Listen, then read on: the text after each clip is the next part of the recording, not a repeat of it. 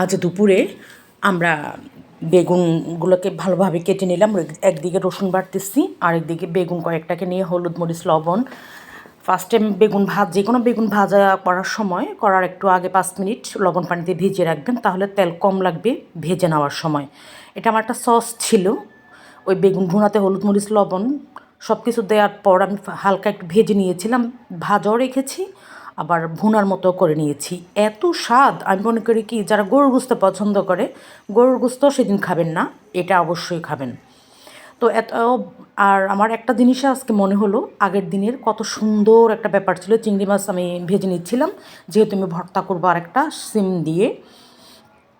আগেরকার দিনে মানুষ এই যে রান্না করতেছে, বাস এবার ওই বাড়ির ওকে ডেকে আনলো, বান্ধবীকে ডেকে আনলো, চাচি আম্মাকে ডেকে আনলো, যেই আম্মা মানে এরকম সবাইকে ডেকে আনে, খালাম্মা মানে যত আছে আত্মীয় স্বজন। আগের দিনের ভালোবাসা। সিম আলু আমি ভেজে নিচ্ছিলাম, রুই মাছ দিয়ে রান্না করব বলে টমেটো দিয়েছি, কষিয়ে নিচ্ছিলাম।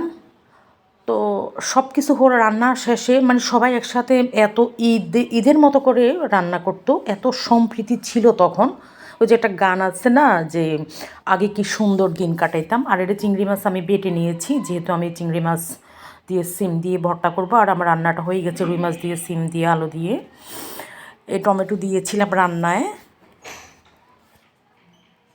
রান্নাটা অলমোস্ট হয়ে গেছে আমার।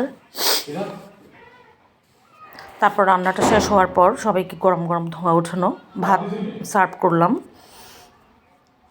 সবগুলো থেকে এত সুন্দর ধোঁয়া উঠতেছে যে আমার ভর্তা ভাজি ভুনা তরকারি রান্না দেখে আমার শুধু আগেকার দিনের সম্প্রীতি ভালোবাসা সম্মান ওইসবের কথাই মনে হচ্ছে। আর চিংড়ি মাছের বড়াও আমি ভেজে নিয়েছিলাম। 2-3 রকমের ভর্তা, রসুনের ভর্তাও ছিল, ভাজি ছিল, ভুনা ছিল।